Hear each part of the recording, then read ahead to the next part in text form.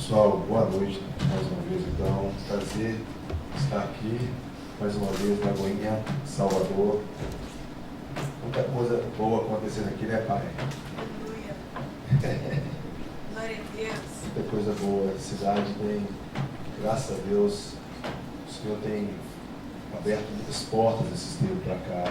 Muita coisa boa mesmo. Essa turma que vai estar com vocês aí semana que vem, o pessoal do Vozes, o Anderson, o Fábio Coelho e a turma. Assim, não deixe de vir. Tenho certeza que será um tempo muito precioso. É uma turma pesada da profecia. A galera. Aleluia. Glória a Deus. Qualquer. Metador. E estou muito feliz. Esse que eu tenho mesmo, esse aqui? Pode ser, né? Eu estou pensando, né, o que compartilhar com os irmãos aqui essa noite. Eu tenho trabalhado para quem não me conhece, meu nome é Cacá, Carlos, né? Não pode me chamar de Cacá, me chamar de Carlos, eu nem vou te atender. E sou de Minas, especificamente de Contagem, e eu tenho trabalhado muito esses dias, como eu tenho feito parte de uma ação muito interessante na minha cidade. Tenho conversado muito com os pastores de Contagem. Então, como eu viajava muito, ficava viajando muito, pregando, eu tinha pouco tempo para a minha cidade, gastava pouco tempo falando em Contagem, de fato. E esses dias para cá eu tenho rodado a cidade inteira, eu abri minha agenda para dentro da cidade. Então, todo domingo, todo sábado, sexta-feira, todo dia que tem culto, toda a programação da igreja em Contagem, eu tenho ido muito nas programações da cidade. Tem sido uma experiência fantástica para mim, porque eu tenho trabalhado no governo da minha cidade. E tem sido uma experiência diferente demais para mim. Isso foi algo que Deus falou para mim há um tempo atrás, em relação a uma igreja que tem a capacidade de servir uma cidade. Aleluia. E uma cidade é algo muito complexo. Salvador é uma cidade, como eu disse ontem, uma cidade maravilhosa, uma cidade completa, né? Salvador é uma grande cidade no cenário brasileiro. E é uma grande capital, é uma cidade com capacidade, com uma expressão cultural, com um povo muito forte. O baiano é um povo muito forte, um povo com uma identidade muito forte. E olhar para Salvador e olhar para toda essa região que envolve Salvador e pensar que tipo de igreja, qual é a igreja hoje realmente que vai conseguir servir uma cidade com essa dimensão. Semana passada nós estávamos no Rio de Janeiro, uma mobilização de oração. Foi tão lindo, foi tão legal ver a igreja no Rio se reunindo, orando, buscando no céu realmente a resposta para aquela cidade também, que é uma grande cidade do Brasil. Então nós temos assim, BH, que é a cidade mãe aí dessa igreja de Lagoinha, uma cidade que a gente tem trabalhado também muito com Lagoinha. Nossa equipe lá do S1 tem servido muito nas vigílias de oração de Lagoinha lá de BH. Pedro Filho e a turma tem feito um ótimo trabalho. Então a gente tem trabalhado muito com a igreja e sempre pensando, essa semana estava dando aula no Ceifar e eu falei um assunto que eu gosto muito, que fala da Nova Jerusalém que vai descer, de uma cidade celestial. Vamos dar uma lida nesse texto, porque eu gostaria de falar algumas coisas sobre isso hoje com vocês. Tem Apocalipse 21.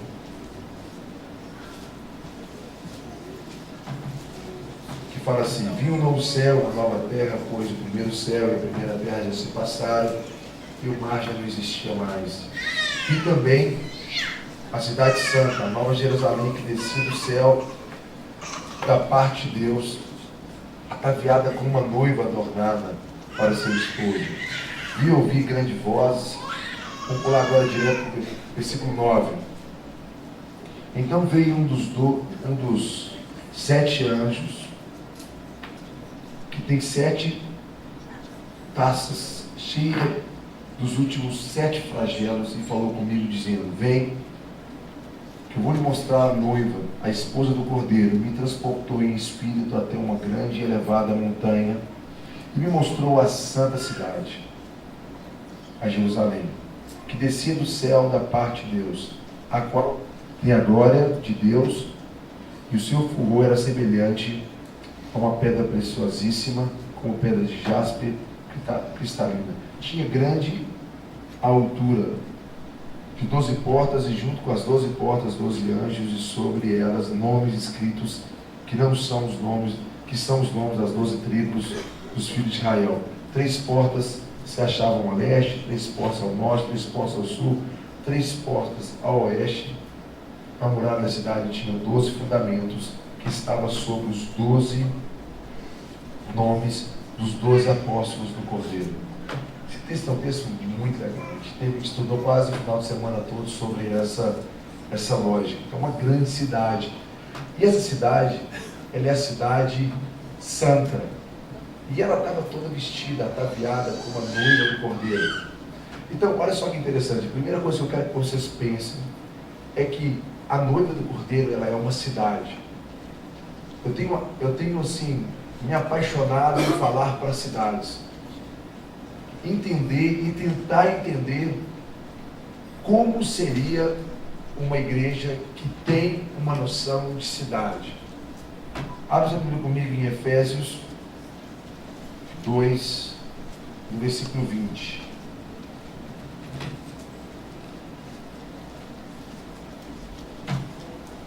Vocês me permitem, eu não vou pregar para vocês hoje. Eu quero ler as Sagradas Escrituras com vocês, eu quero conversar, eu quero falar para vocês algo que está no meu coração, que eu acredito que seria importante, informações importantes para a gente poder entender a movimentação do reino de Deus nesses dias.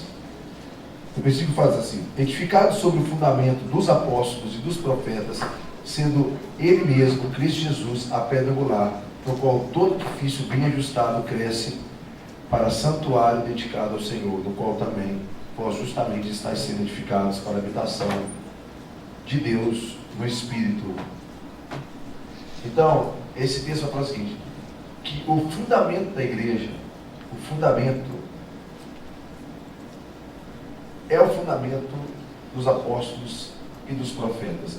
Vocês acabaram de ler um texto falando que essa cidade que está nas regiões celestiais, cujo o Espírito mostrou a João, é uma cidade que tem 12 fundamentos, e cada fundamento tem o nome de um apóstolo. E o fundamento apostólico não é um fundamento para fundamentar apenas uma igreja, uma denominação, apenas uma expressão, mas é um fundamento de uma cidade para a movimentação do reino de Deus em toda uma cidade. Eu tenho tentado levar para a igreja esses dias da minha cidade, Contagem, eu tenho tentado mostrar para a igreja o tamanho da igreja e a importância da igreja nesses dias de hoje. Muitas vezes a gente não consegue compreender a dinâmica da igreja nesses dias de hoje. A gente não consegue compreender a importância da igreja dentro de uma cidade hoje. E eu tenho tentado ensinar a igreja a sua missão. Esses dias um pastor me chamou numa metodista, falou: Cacá, ensina, a sua palavra hoje poderia ser sobre missões urbanas. Eu falei assim, eu vou ensinar sobre missões urbanas, mas eu tenho uma grande experiência trabalhando com o sistema prisional, com a população de rua, enfim, com esses conflitos e fenômenos sociais que tem hoje, como crime organizado, uso abusivo de drogas.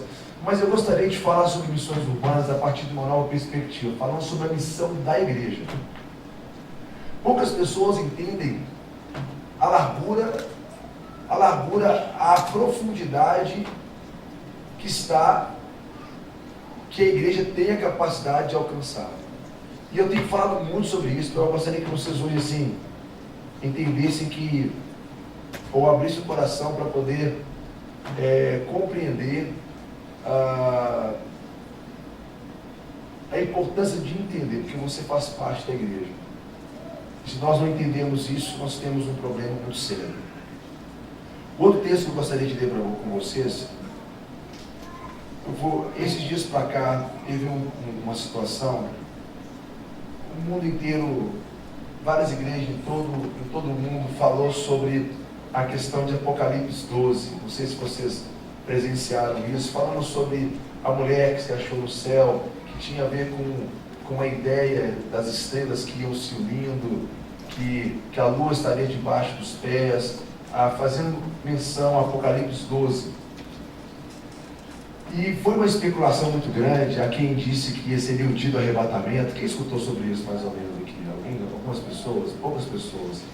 Eles falaram que seria o dia do arrebatamento, que aconteceriam grandes sinais. Realmente foi um alinhamento interessantíssimo. Aconteceu um fenômeno lunar, aconteceu um fenômeno estelar. Tipo assim, a NASA anunciou isso. Houve várias especulações, mas fundamentadas realmente em alguns acontecimentos. E o texto que todos leram foi Apocalipse 12. Eu achei muito interessante porque uma das aulas que eu dou para o seminário são festas bíblicas. E as festas bíblicas, elas têm uma conotação de ajustar, de desenvolver uma cultura no povo de Deus, uma cultura fundamentada numa agenda, na agenda de Deus.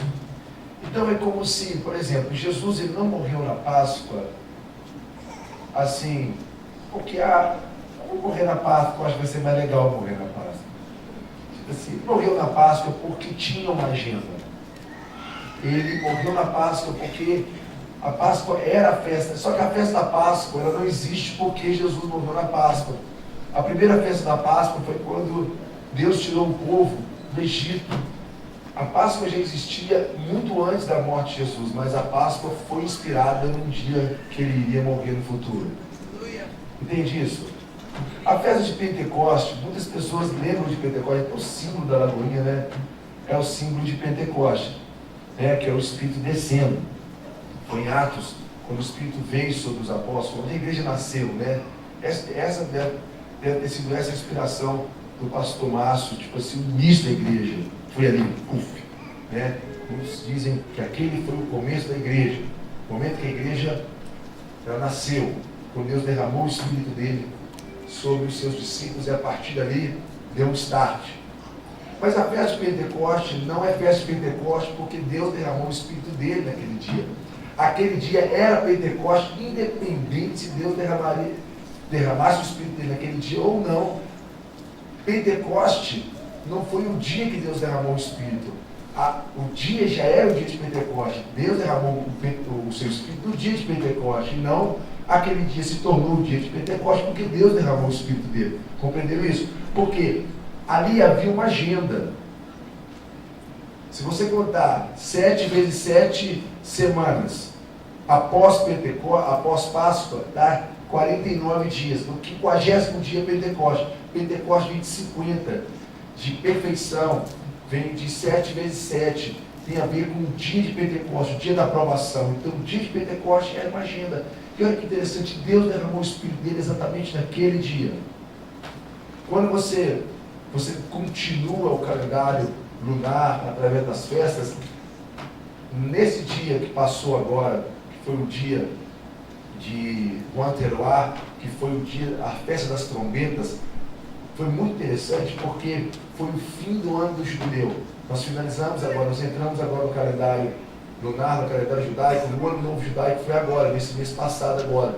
Então houve uma grande festa em todo o mundo, em todas as comunidades que entendem esse calendário, onde houve uma mudança de ano. E exatamente nesse mesmo dia, né, aconteceu um fenômeno lunar.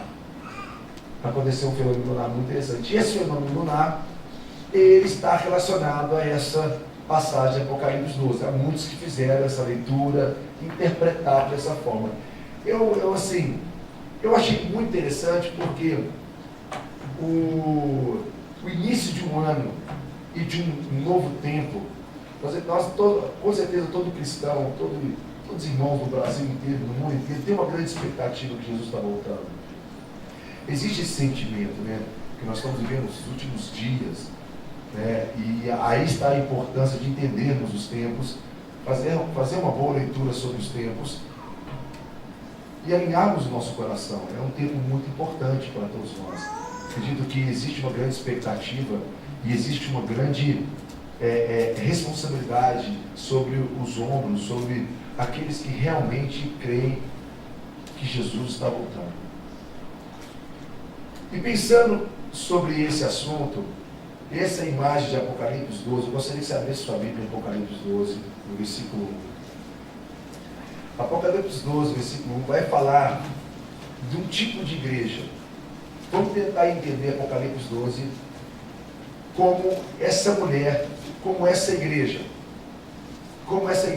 que tem a capacidade de gerar uma geração que vai provocar uma grande mudança no cenário nos últimos dias, com capacidade de gerar uma geração que vai vencer a serpente, o dragão, que é a antiga serpente. E eu quero falar sobre as 4 características ou 5 características dessa mulher.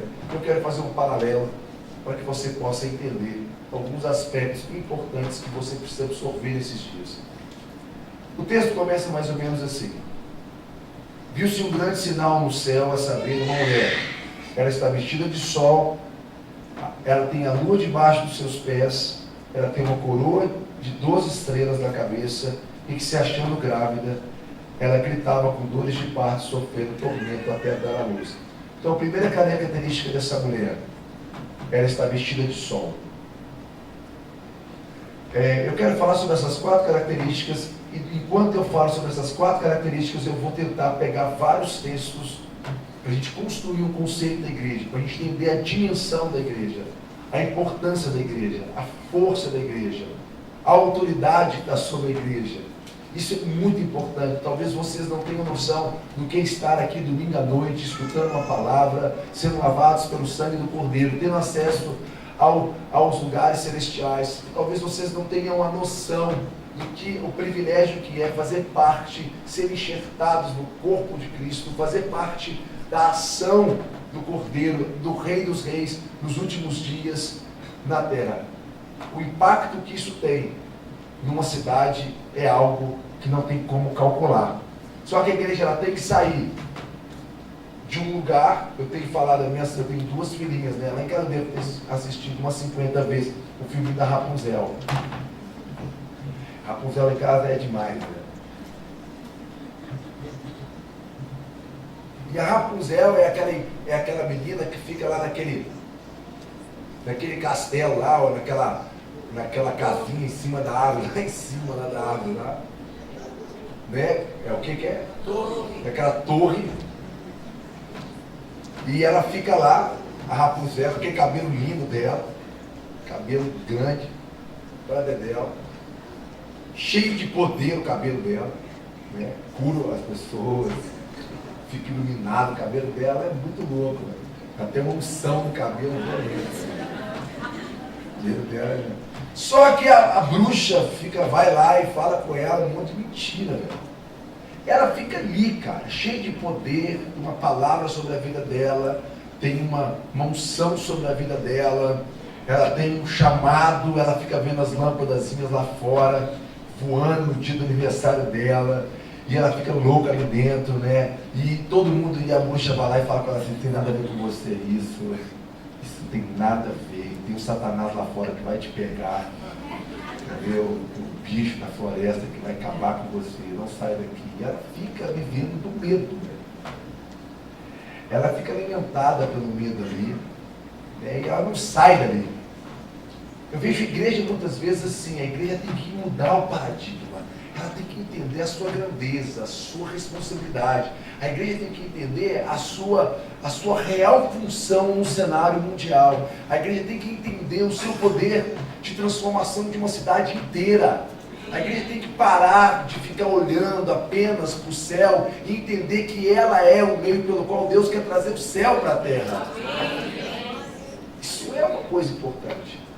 Quando a gente começar a abrir os nossos olhos e começar a ver a real função dessa grande... Uma vez, esses dias uma pessoa falou comigo, falou: Cacá, você fala muito sobre o reino de Deus, e a igreja? Eu falei: o que tem igreja? Ele falou assim: a igreja é maior do que o reino, ou o reino é maior do que a igreja?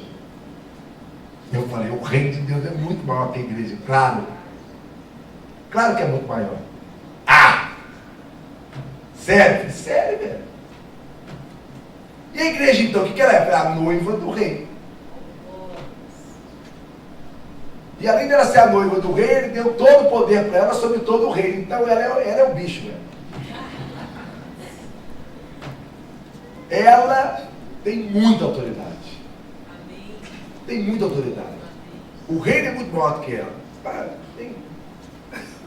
Não dá nem para dimensionar. Mas ela é a noiva do rei. E o rei deu a ela toda a autoridade sobre todo o reino. A igreja, ela é demais. Só que a igreja precisa entender quem que ela é. Ela tem uma crise de identidade muito grande. Ela é muito religiosa. A igreja, ela é muito comportamental. Ela é pouco espiritual e muito comportamental. Ela é muito superficial.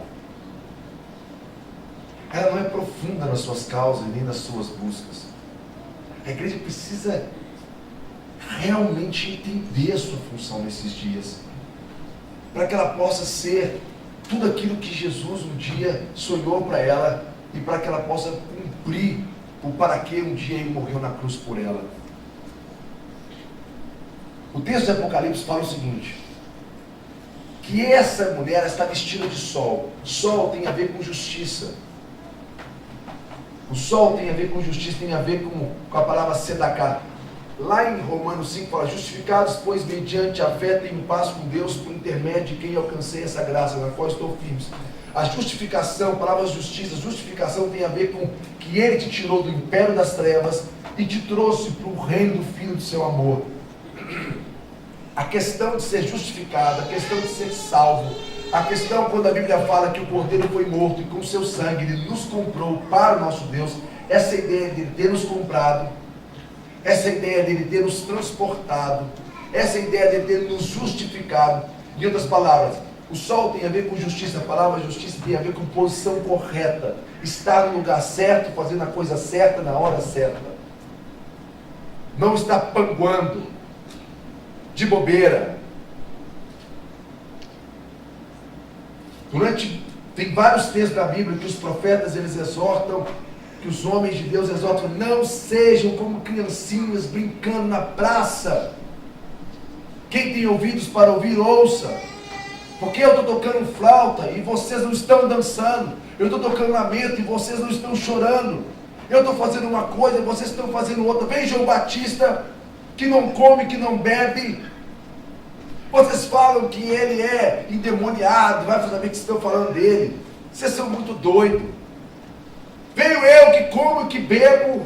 Vocês falam que eu sou beberrão, comelão, amigo de publicano e pecadores.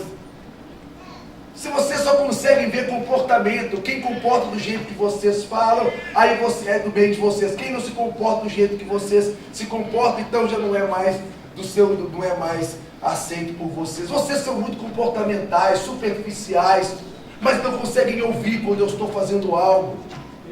Eu falo e vocês não, eu toco flauta e vocês não dançam, eu toco lamento e vocês não choram, vocês não conseguem ouvir o céu, vocês conseguem ouvir uns aos outros. Meu Deus! Entende o que eu estou querendo falar? Quem tem ouvidos para ouvir, ouça. Justificados. Ser justificado significa andar na posição correta, estar fazendo a coisa certa, na hora certa, através da pessoa certa. É se ajustar, o sol da justiça. O justo, ele vive pela fé. Viver pela fé, o justo, posição correta, fé, fidelidade, emuná, significa ser fiel ao que Deus mandou você fazer. A primeira característica dessa mulher é que ela estava vestida de sol. A Bíblia não fala que ela era o sol, mas fala que ela está vestida de sol. Ela resplandece a justiça. Ela não está brincando. Ela não está fazendo o que ela quer. Lá em Mateus 6 vai falar assim: não andeis preocupados com coisa alguma, com o que você tem que comer, com o que você tem que beber, com o que você tem que vestir. Como nos dias de hoje, vivendo com tamanha dificuldade, nós não vamos nos preocupar com o que nós temos que comer. Talvez você tenha filho, filha, talvez você tenha um emprego, Como você não vai se preocupar com o que você tem que comer, com o que você tem que beber, com o que você tem que vestir? Ele fala, olha para os passarinhos. Eu devo ter falado isso para vocês algumas vezes já, mas eu gosto de repetir. Eu estou querendo falar sobre essa mulher. Essa é uma característica da noiva desses últimos dias. A noiva dos últimos dias, ela está vestida de sol.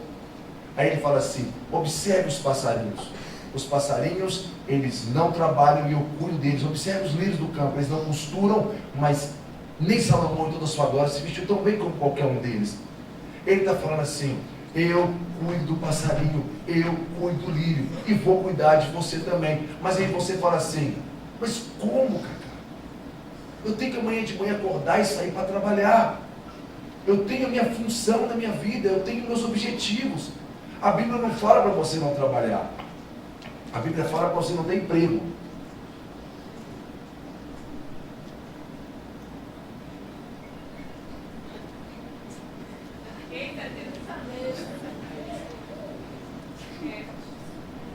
Sabe a diferença?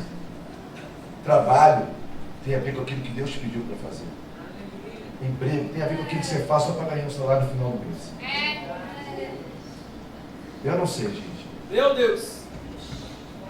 Eu não sei, tipo assim, como você está hoje na sua vida.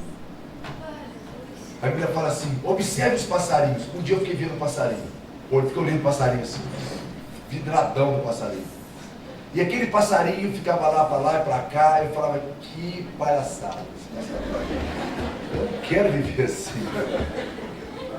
Que passarinho vacilão, não tem nada a ver, não faz nada, fica ali na árvore.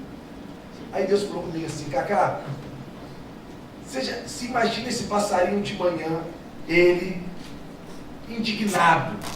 Você já viu um passarinho bolado de manhã numa árvore, tomando uma pinga, e falando assim, quer saber de uma coisa? Eu estou cansado de ser passarinho. Já viu isso acontecendo alguma vez? Um passarinho com crise de identidade, crise existencial, querendo suicidar, fumando maconha, vai saber o que você está fazendo. Já viu algum passarinho boladão mesmo, assim, hoje eu não quero cantar, estou chateado, o sol nascendo, ele diz assim, olha, todo dia eu faço isso, coisa chata, repetitiva. Já viu isso acontecendo já? Hein, gente? Não. Sabe por quê? Aí Deus falou comigo, sabe por quê, Cacá? Eu falei, por quê, Senhor? Ele falou, porque passarinho é passarinho. Passarinho não tem problema em ser passarinho, cara. Eu falei assim, é mesmo, hein? Eu nunca tinha pensado que todo passarinho é um passarinho. Você viu um passarinho fazer vestibular de macaco? Olhando pro leão e falando assim, pô, o leão ganha bem mais do que eu, né? O salário do leão é uma top. Não! Você não vê passarinho com crise em ser passarinho, nem querer ser leão, porque ele é passarinho. E Deus tem compromisso de cuidar dele como passarinho. Se ele tentar ser peixe, ele vai morrer na primeira tentativa. E não fala que Deus não cuidou, porque ele tentou fazer uma coisa que Deus nunca criou ele para fazer. Aí Deus pergunta assim, e você, homem de pouca fé, você realmente faz o que eu te mandei fazer? Ou você está fazendo um monte de coisa que eu nunca te mandei fazer? Você é fiel, você é justo, você está na posição correta, você é fiel ao que eu estou te mandando fazer, ou você realmente vive do medo? Você tem medo do amanhã? Entende isso que eu estou querendo falar? Hebreus 2, versículo 14, fala uma coisa que é muito legal, fala que Jesus, gente, se você acredita em Jesus, agora é a hora de você acreditar nele. Se você tem fé, se você tem no seu coração qualquer tamanho dessa mostarda aí, usa ela, mamãe. Agora é a hora. Agora é a hora que quem tem fé, tem fé. Quem não tem fé, não vai ter jeito. Você vai ser convencido. O sistema, ele está bruto. Você está entendendo o que eu quero falar? E não vai adiantar só você acreditar em algo, não. Que até o demônio acredita. Você vai ter que praticar aquilo que você acredita. Você vai ter que ter fé de verdade. Estão chegando dias e que a fé não vai ter poder ser superficial. Você não vai poder simplesmente ter fé em igreja, e ser evangélico, e levantar a mão, e profetizar. Não vai adiantar esse negócio. Ou você vai de fato viver uma realidade do reino dele, ou você vai ser surpreendido com as coisas que sobrevivem sobre a terra. É um momento tão importante para a gente. É uma oportunidade tão linda para a igreja de manifestar a glória de Deus. Mas ela só irá manifestar a glória de Deus se realmente ela estiver alinhada com Ele. E a primeira característica dessa mulher é que ela está vestida de sol. Ela é justa. Ela está fazendo a coisa certa na hora certa. Ela não está inventando moda. Ela está debaixo da obediência dele. E a outra característica dela é que ela tem seus pés sobre a lua. Olha o que a Bíblia fala. A Bíblia fala que o justo viverá pela fé. E ele, repete comigo, e ele resplandecerá. Como a luz da aurora. Que vai brilhando, brilhando, brilhando, até ser dia perfeito. Então, a primeira característica da noiva é que ela está na posição correta. A palavra sedaká, justiça. Passarinho é passarinho, lírio do campo é lírio do campo, e você é você. Você, ele te justificou, ele te tirou do império das trevas, te trouxe para o reino do Filho dele. Ele te colocou no lugar certo. Ele ajustou a sua vida na presença dele. O preço que ele pagou por você na cruz, a Bíblia fala em Apocalipse 5, ele te comprou. Ele te comprou com um preço, e o cordeiro foi morto, e com seu sangue os compraste para o nosso Deus. Ele te compra e te entrega para Deus. Esse fator é algo muito importante, que você precisa ter uma revelação profunda sobre isso. Porque uma vez que você está dentro do projeto dele, se você deixar ele te pegar e te colocar os seus pés sobre a lua ela é o quê? Nascente, crescente, cheia. A lua, ela fala de um processo progressivo. Ela fala que você vai ter que ir andando. À medida que você for andando, é como aquele rio de Ezequiel 47, águas dão no tornozelo, águas dão na cintura, águas vão dar no ombro. À medida que você vai entrando, no reino de Deus não existe ficar na primeira série para sempre. Tem hora que na igreja parece que está na primeira série para sempre. Você teve essa sensação? Você vem no domingo, aí você aceita Jesus, tudo legal, muito legal, muito legal. Aí vem no outro domingo, beleza. Passa um ano, você continua sentado, os povos aceitando Jesus, né? Aí no outro ano, sabe? Continua assim também. Parece que a gente não sai da primeira série. No reino de Deus, a partir do momento que você entra no reino, você vai ter que entender que ele é progressivo. Você vai ter que se aprofundar. Você vai entrar de uma piscina rasinha, você vai para uma piscina mais funda, depois para outra de treinamento. Daqui a pouquinho você tem que estar numa piscina olímpica. Existe uma progressividade no reino e ela precisa ser vivida por você.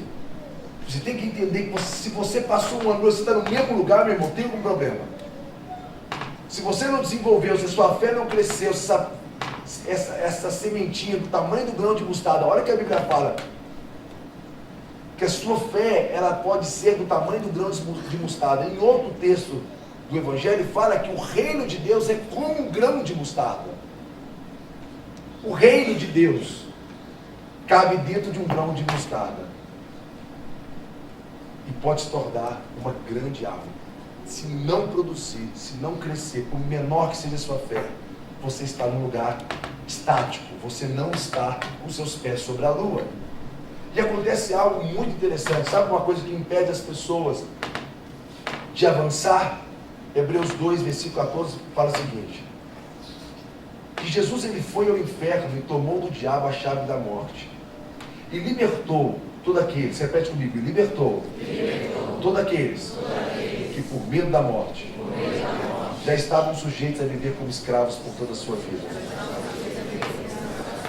Imagina que eu estou aqui num lugar aqui, e já viu aqueles caras que fazem parkour, aqueles caras muito doidos no YouTube, os caras ficam assim, ó, num prédio de 20 andares, de 30 andares, os caras ficam brincando, eles fazem assim, ó, né? Já viu isso já? Ele tem um maluco, como que ele pendura aqui assim, fica pendurado, velho. É inacreditável aquilo ali, bicho. É inacreditável. E se eu chegar na beirada do negócio daquele ali, meu irmão. Meu irmão. Eu nem vou falar o que eu pensei aqui não. Passo mal. Morro de medo. E quando você está num lugar muito alto, qual a primeira sensação que você trava, né? Você trava completamente. Assim também tem pessoas que vivem uma vida travada. O medo do amanhã, ele impede de você viver o hoje, na liberdade que ele exige de você. Muitas pessoas, por medo, estão sujeitos a viver como escravo. O medo, ele pode te neutralizar, ele pode te parar, ele pode te impedir de viver na liberdade. Quando a Bíblia fala que aonde o Espírito de Deus está, há liberdade, isso não é só no ambiente de culto.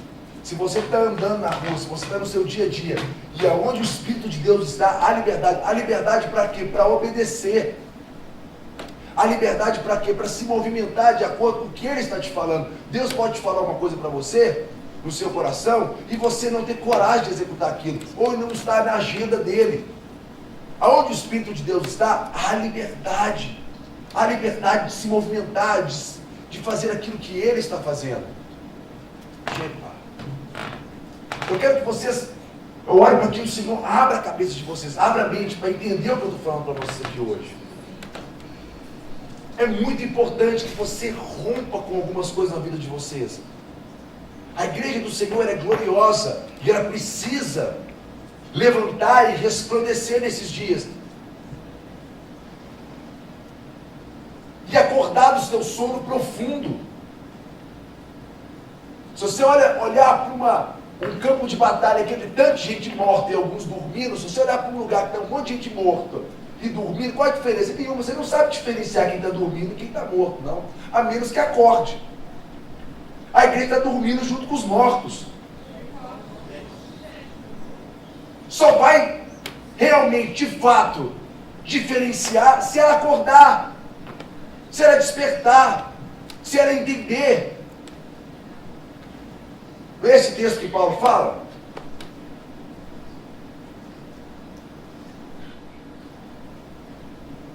E nesses dias tem sido para mim assim, um grande desafio. Falar sobre essas características da igreja, que para mim tem sido algo importante. As pessoas entenderem a missão da igreja, por que você está aqui, e qual a autoridade está sobre a sua vida.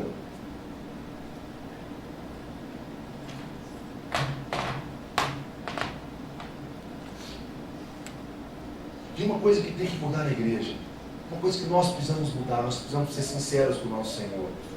Esses dias eu estava lendo o texto de Malaquias 3:10, quando fala do dízimo das ovelhas. E eu peguei esse texto porque estava na Paraxá da semana, e eu fui estudar um pouco mais profundo esse texto.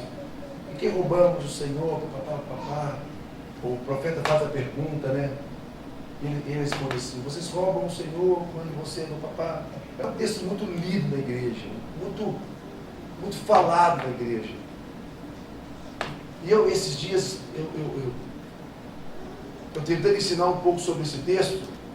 Não estou falando nada contra em relação a dar o dízimo e oferta. Isso tem a ver com a sua contribuição, com aquela causa coletiva da nossa comunidade. Todo mundo dá dízimo, todo mundo dá oferta. Tem a ver com cada um contribuir com aquilo que é coletivo, para investir em coisas que nós precisamos fazer nesses dias para poder manter a estrutura que nós precisamos para a família. A família vai crescendo, vai precisando de recursos, cada um contribui com um pouco, é muito legal.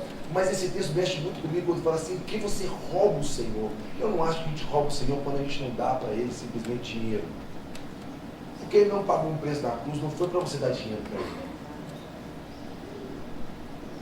Eu estava estudando esse texto e junto com o texto de Apocalipse 5 fala assim,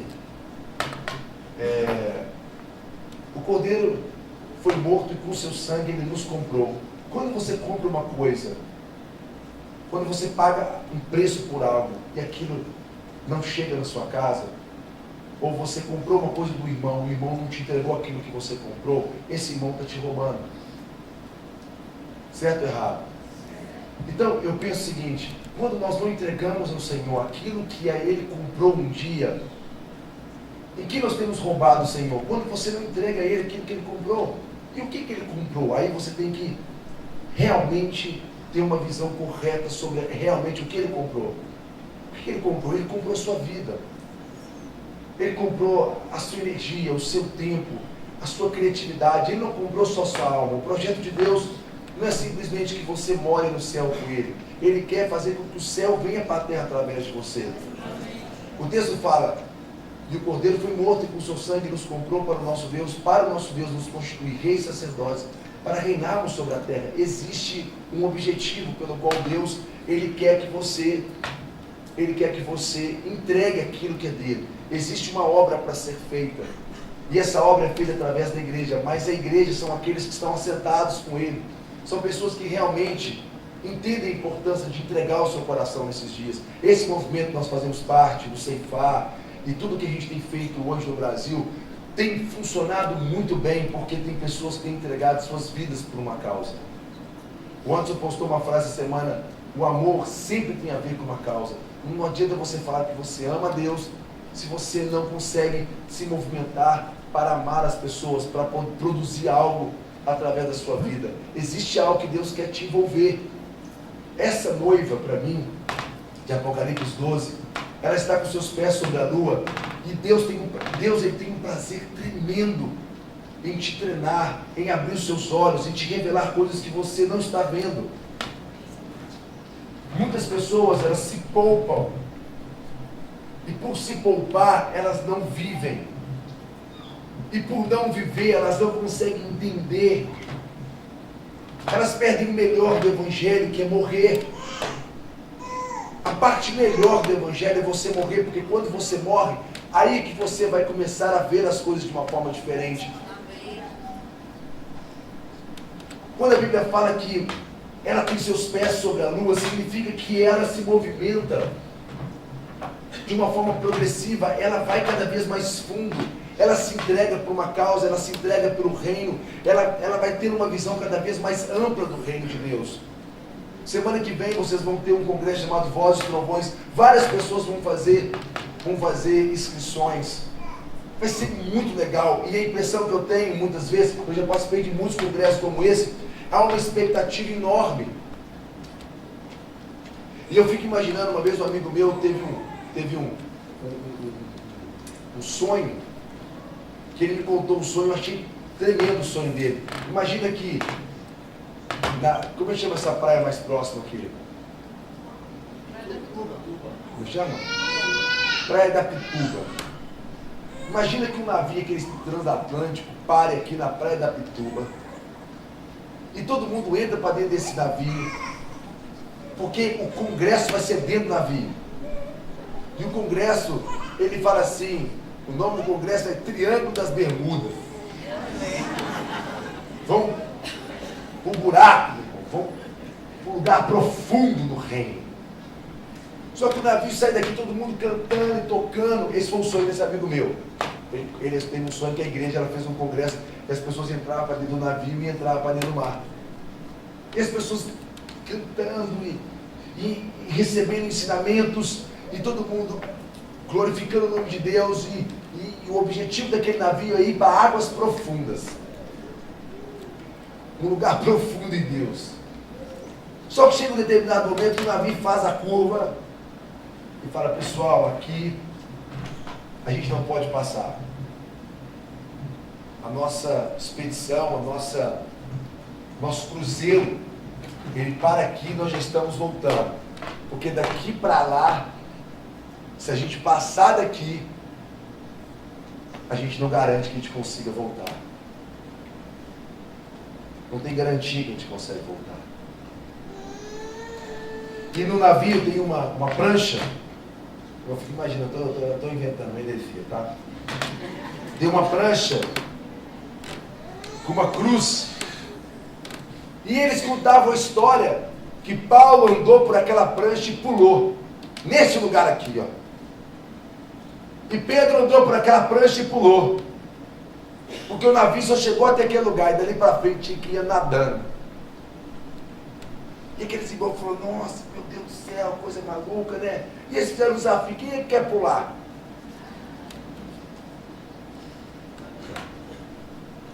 Aí alguns irmãos falaram, eu quero pular. E diz esse irmão no sonho dele que ele pulou. Pegou e pulou. E afundou.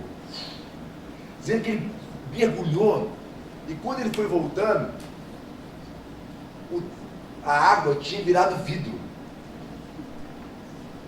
E não tinha como voltar mais.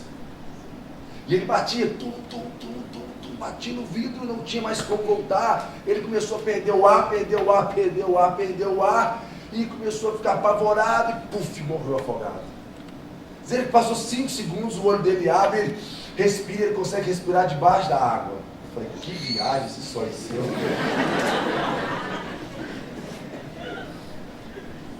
Aí diz que assim que ele respira, ele olha, ele de repente ele entende que ele está debaixo da água respirando, e ele olha lá para baixo no fundo do mar e tem uma pessoa assim, ó. E tinha um caminho debaixo do mar. Meu Deus. E ele começou a andar ali e foi embora. Eu falei, uau! Eu fiquei imaginando, né, alguns irmãos querendo pular, mas não querendo ficar lá. E diz a regra, se você tem algum ponto de apoio no barco, uma corda, alguma coisa amarrada em você, e se você pula com algum ponto de apoio no barco, esse ponto de apoio garante que você consegue voltar. E eu fiz muitos congressos no Brasil, e vira e mexe eu via os irmãos querendo fazer congressos no Triângulo das Bermudas, querendo fazer uma coisa profunda, e eu já tinha aprendido uma coisa. Chegava na hora da prancha, falei, pula, irmão! Agora pula, faz o seguinte, põe um snorkel na cabeça assim, põe um negócio de respirar, porque lá embaixo o bicho pega. Amarra uma corda, aí você vai só lá para você ver o ambiente do avivamento, para você ver lá embaixo do reino, para você dar uma olhadinha. Aí na hora que, sabe, estiver pegando mesmo, você puxa, a gente puxa você para trás, entendeu? E você entra no barco e mete o pé na sua casa. Aí os irmãos, então tá bom então, garantia que eu vou voltar? Garantia. Aí não, os irmãos pulavam, a gente pulava atrás, a equipe atrás. A equipe profética do lado. Aí o irmão tá assim, como é que tá as coisas aí? Tá legal aí, produção? Tranquilo. Tá vendo? Eu posso orar por você? Pode orar. O irmão enfia a mão aqui na máscara, vou orar por você. Em nome de Jesus, já tira a máscara. Pra você aprender a respirar um pouquinho lá de baixo. Aí o irmão já começa.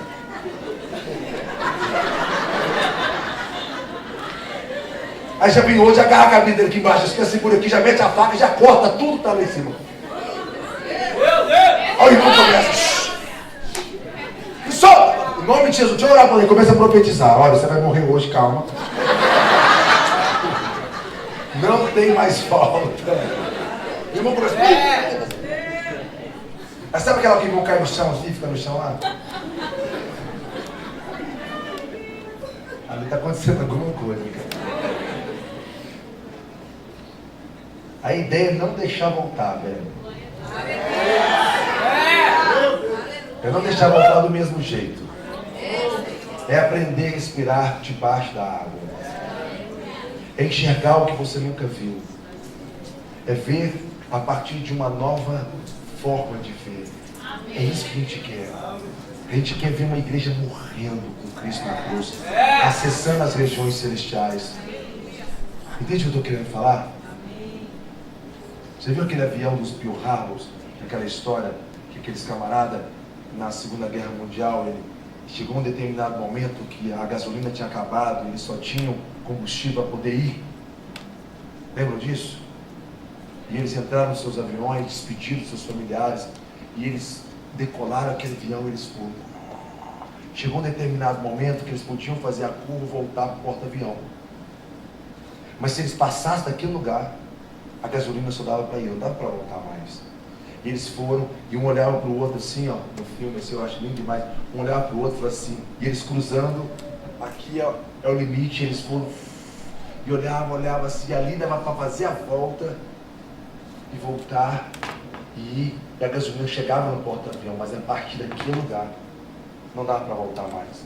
Sabe, o dia que a igreja romper com esse limite, que é o limite do medo, no dia que ela romper com este lugar, que ela passar da linha, tipo assim, amanhã pertence a Deus. Eu vou buscar, pois, em primeiro lugar o reino de Deus e a sua justiça, porque amanhã eu não vou mais viver me preservando, eu não vou mais trabalhar para me proteger, eu vou dar a minha vida, eu vou entregar a minha vida, o meu destino, eu vou viver cada dia como se não tivesse, não como não tivesse amanhã, mas como se o amanhã tivesse garantido por Ele, não por mim mesmo. As pessoas que estão preocupadas com amanhã, elas perdem hoje.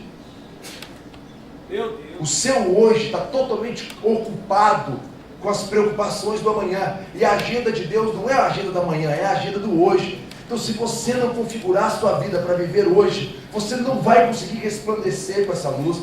Você vai dar um passo na escada, você vai dar um passo na lua. Quando você for dar um outro passo, você já vai regredir, você não vai aprofundar no reino, você vai ficar na porta. Você vai ficar num lugar medíocre. Não que a cruz seja um lugar medíocre, mas a cruz, ela não foi um lugar para você ficar. Foi um lugar que Deus utilizou para te transportar. É o acesso. Ele quer que você entre, Ele quer que você acesse, Ele quer que você seja um filho parecido com Jesus. Ele quer que você seja um filho parecido com Jesus, Ele quer que você amadureça, Ele quer que você desenvolva.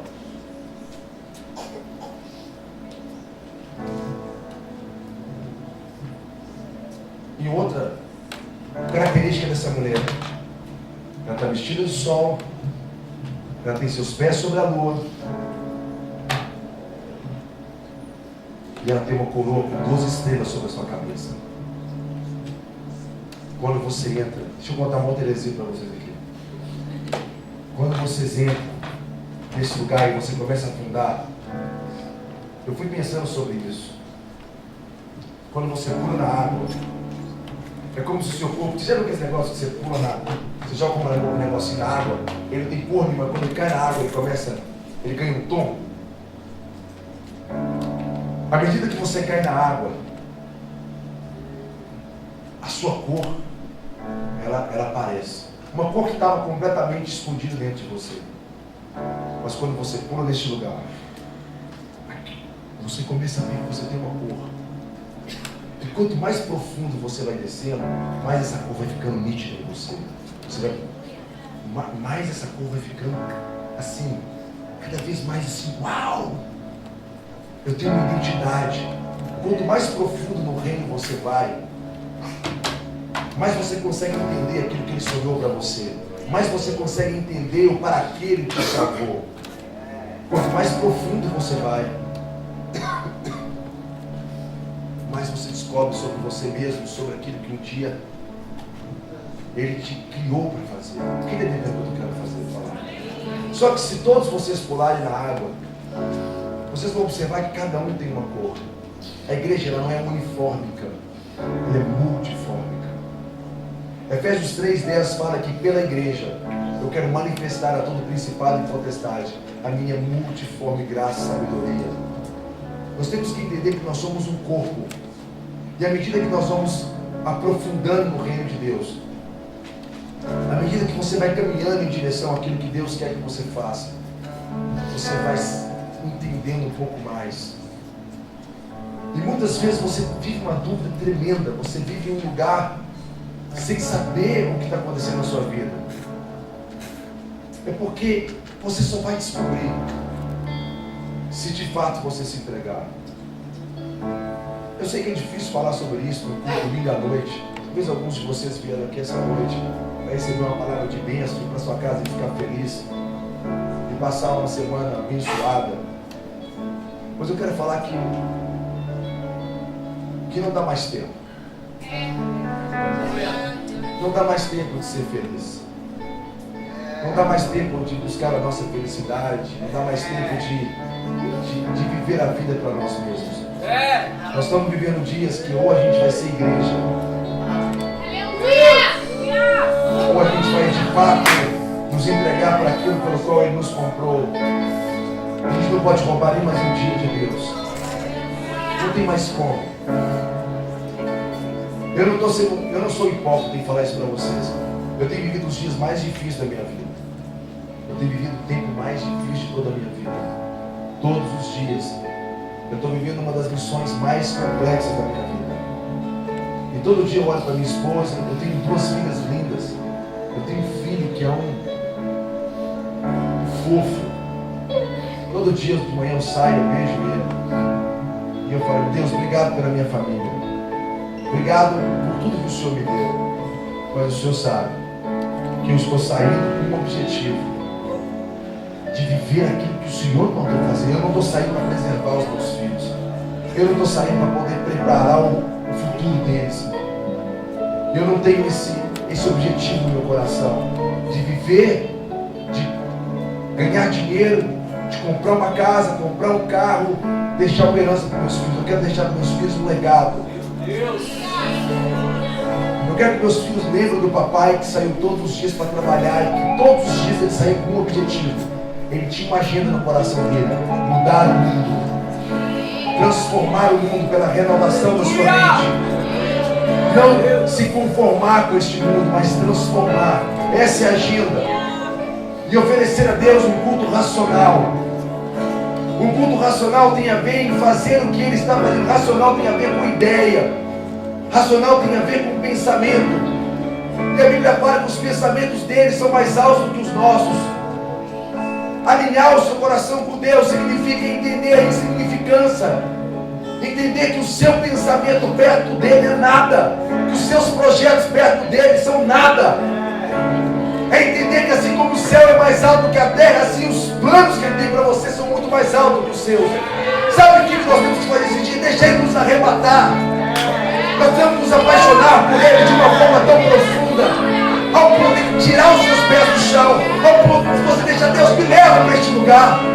É você entregar as suas mãos para Ele. Você é um pulo neste lugar, é um pulo nessas águas. Sabe por que eu pulo lá? Eu não vou pular lá, não é apenas porque eu quero ter uma experiência, porque você está lá. E eu quero estar onde você está.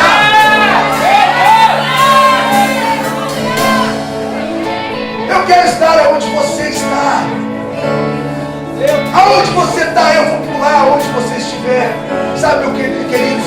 Esses dias são dias que nós precisamos nos lançar. Precisamos nos lançar. O medo não pode nos parar mais. Não importa se você vai passar fome. Tem milhares de pessoas morrendo de fome agora. Não importa. Não importa o que vai acontecer com você. O que você tem que entender é que você é o meio pelo qual Ele pode mudar a realidade de muitas outras pessoas da sua volta. E se você pensar em você, você interrompe o fluxo do amor.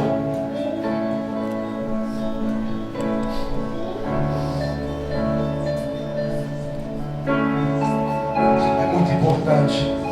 Acaba de ter minha reputação, acaba de ter minha história, eu tenho minhas coisas. Eu não estou falando para você deixar de fazer. Eu estou falando assim: pergunte ao Pai o que é para você fazer. Esteja nele, porque somente nele você pode viver, se mover e existir. Eu estou pedindo para você: acredita que Ele tem um plano para você. Acredite que Ele tem um projeto para você. Ele sonhou algo para você. Acredite nisso. Saia daqui hoje, levante suas mãos, eleve os seus olhos para o monte, de onde virá o seu socorro, e fala: Deus, eu acredito em você. Me ensina, pega na minha mão e me leva. Eu quero ser a noiva do Senhor desses dias. Deus, Ele quer te engravidar com um sonho. Essa mulher, ela estava vestida de sol. Ela tinha seus pés sobre a lua. Ela tinha 12 estrelas na sua cabeça. Ela era justa. Ela andava no processo do Pai. Ela sabia qual é a sua função. E ela estava grávida, porque ela gerava algo. Você precisa gerar algo. Deixa Deus te engravidar com o sonho dele. Sabe, Deus, Ele não vai te engravidar enquanto você não for totalmente dele, não for exclusiva dele. Deus não vai te dar uma palavra enquanto Ele não vê que seu coração é realmente dele. Se você está anos na igreja, se você já é um cristão e nada acontece na sua vida, é porque você não entregou nada até agora. Porque no dia que você romper e você entregar, no dia que você acreditar de fato, Ele vai te falar algo. Talvez Ele não falou ainda, porque Ele vê o seu coração egoísta. Ele vê que você só busca Ele para buscar aquilo que você quer. Você só vem à igreja e pede: Deus, me dá, me dá, me dá. Você nunca veio para se entregar. E talvez aqueles que vieram para se entregar, eu quero te desafiar: se entregue mais, porque existem lugares mais profundos ainda. Existem lugares mais profundos ainda.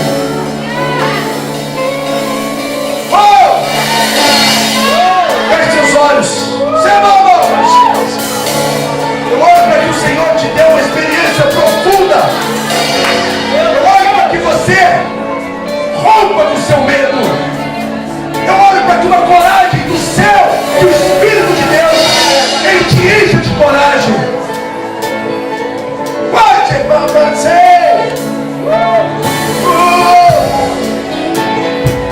que o Espírito de Deus venha sobre você. Eu te abençoo com coragem.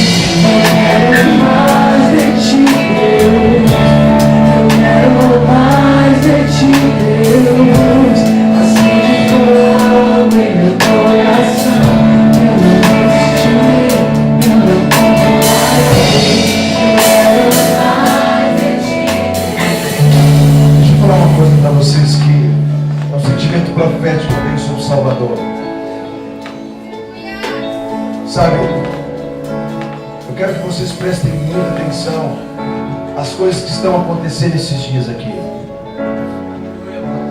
está passando algo. Existe algo acontecendo nesse momento, nesses dias. Existe algo disponível.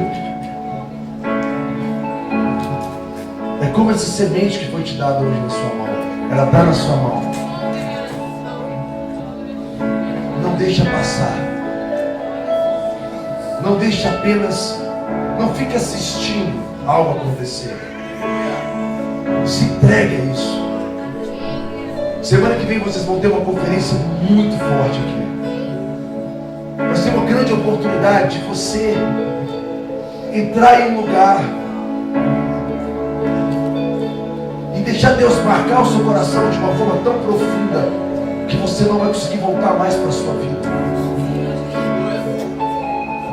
Deixa Deus te estragar. Ele é seu noivo. Um dia Ele te amou de uma forma tão profunda que Ele morreu na cruz por você. Esse Deus, Ele tem um plano para essa terra e você faz parte desse plano dele. Não seja uma pessoa estática, parada. Se movimente, se disponha. Entende que é uma oportunidade. Jesus, Ele passava e Ele chamava: larga tudo e me siga. Larga tudo, venha, que eu vou te ensinar a pescar homens. Ele ia passando. determinado jovem rico falou: Senhor, o que eu tenho que fazer para te seguir? Ele falou assim: se eu honrou seus pais, eu honrei meus pais. Então, se queres ser perfeito, larga tudo que tem e siga-me. Aquele jovem pensou, não largou, e Jesus passou. E nunca mais Jesus falou com ele.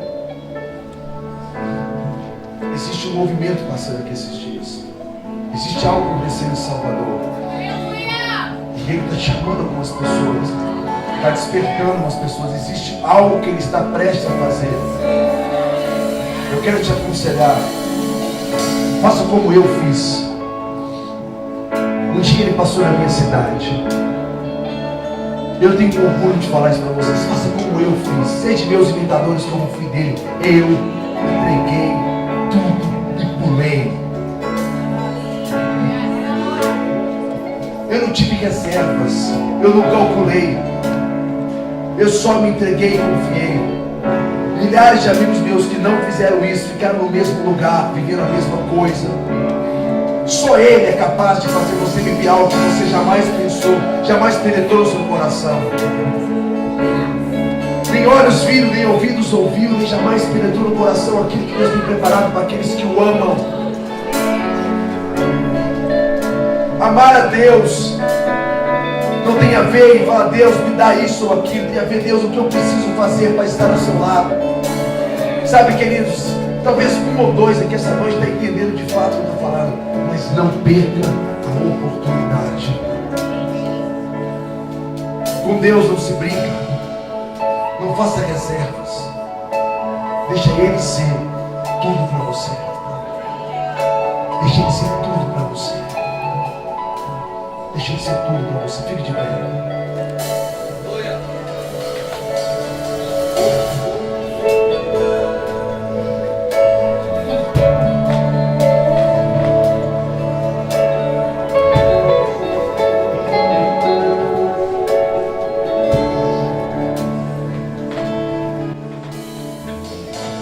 Acende o fogo em meu coração.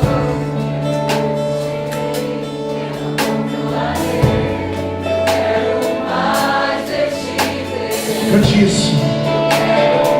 Cante isso a Ele. Fala assim: vai. Acende o fogo em meu coração.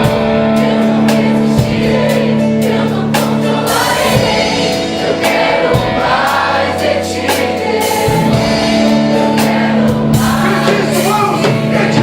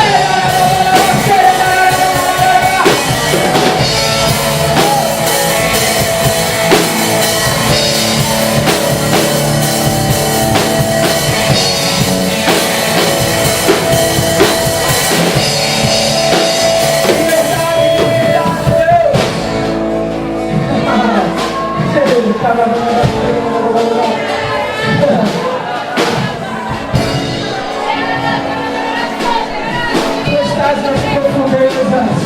Tu estás nas profundezas. É para lá que nós queremos ir. É para lá que nós queremos ir. Yeshua, nós não queremos voltar. Nós não queremos voltar. Nós queremos mergulhar em Ti. Nós queremos ir mais fundo. Mais fundo. Mais fundo. Mais fundo. Mais fundo. Mais fundo. Porque nas profundezas o Senhor está lá.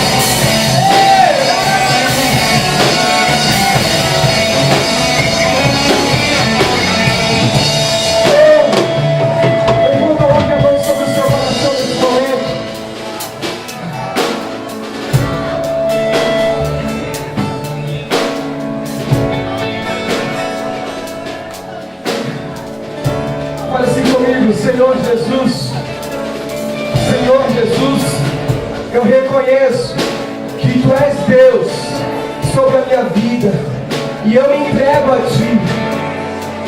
E eu que estava afastado, hoje eu retorno na certeza que Tu és o meu bom pastor. Todos com os olhos fechados nesse momento, eu quero conhecer você que fez essa oração pela primeira vez e que deseja entregar sua vida a Cristo. Levanta sua mão para te conhecer. Você que quer entregar sua vida a Cristo. Aleluia, glória a Deus. Você mesmo que deseja, amém, você que deseja retornar para os caminhos do Senhor, levanta sua mão que eu quero te conhecer nesse momento. Você por algum motivo, circunstâncias, ficou afastado, mas hoje quer ativar essa aliança, retornar para os braços do Pai. Levanta sua mão. Você que levantou sua mão, eu te peço com todo carinho, vem aqui na frente, porque nós queremos orar por você nesse momento. Vem aqui que eu quero orar por você nesse momento. Não há outro lugar onde eu quero estar. Não há outro lugar do que em Teu amor, em Teu amor. Não há outro lugar onde eu quero estar. Não há outro lugar do que em Teu amor, em Teu. Não há outro lugar, não há. Pode sair do seu lugar, vem aqui. Onde eu quero estar. Não há outro lugar do que em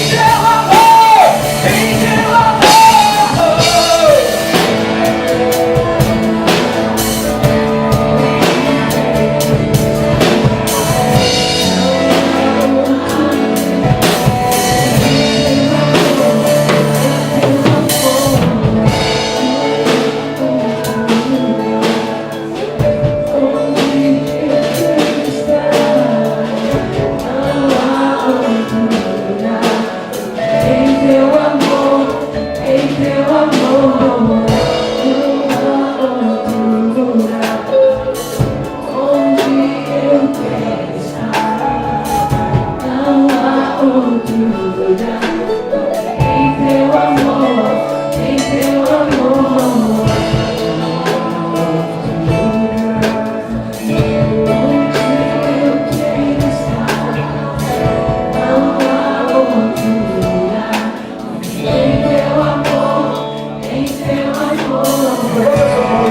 Vamos orar por eles. Jesus, eis aqui vidas preciosas para Ti, Pai. Nosso coração se alegra nessa noite por tudo que você está fazendo, por participarmos daquilo que você está fazendo na cidade de Salvador, Pai. Senhor, abençoa essas vidas, Senhor. E eu te peço que o Senhor possa derramar sobre o coração de cada uma delas perseverança, Pai. Perseverança, que elas possam permanecer em Ti constantemente. É isso que eu te peço e te agradeço em Teu nome, Jesus. Amém. Olha para mim, vocês agora aqui. Jesus. Eu vou contar de 1 até 3 e vocês vão conhecer a nova família de vocês. Vocês vão olhar lá para trás, tá bom? 1, 2, 3. Sejam bem-vindos à família de Deus.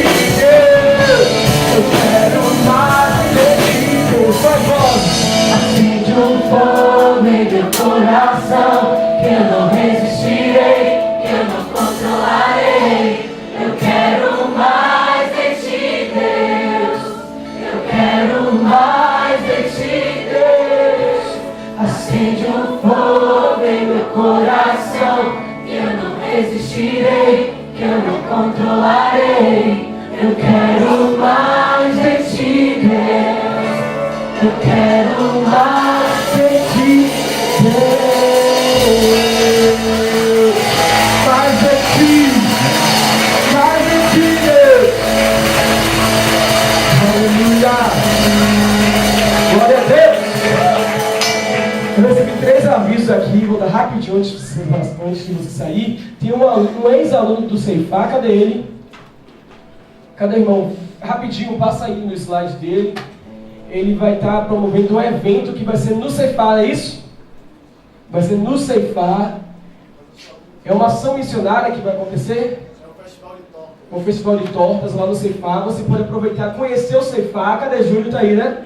Tá Júlio ali. Ano que vem vamos ter participantes aqui da Lagoinha no Ceifar, em nome de Jesus. Érica já vai estar lá. Em nome de Jesus. Então você pode ir até o irmão, qual é o seu nome, irmão? Kleber. E você pode abençoar ele nesse dia, o festival de tortas, ali no Ceifar. O segundo aviso é, fala pro seu irmão que está ao seu lado, meu irmão, aproveita lá fora, tem um caldo feito por uma mineira. É caldo de Minas. Tá maravilhoso, meu irmão. Aproveita. Caldo de mandioca. Caldo de quê, meu amor? De milho. É, uma benção. Vai lá e aproveita. Tem um terceiro recado, só que eu esqueci. Qual é o terceiro recado? Vai ter reunião com o pessoal de intercessão. Permanece aqui, tá bom? Rapidinho. Vamos orar?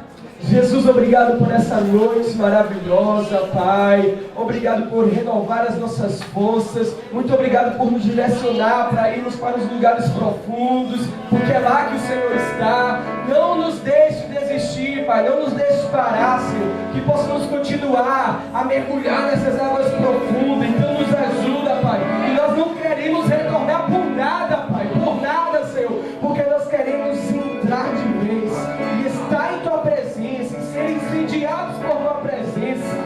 É isso que nós te pedimos, Pai. Te agradecemos. Levanta sua mão, meu irmão. Que o amor de Deus, a graça, a consolação do Espírito Santo seja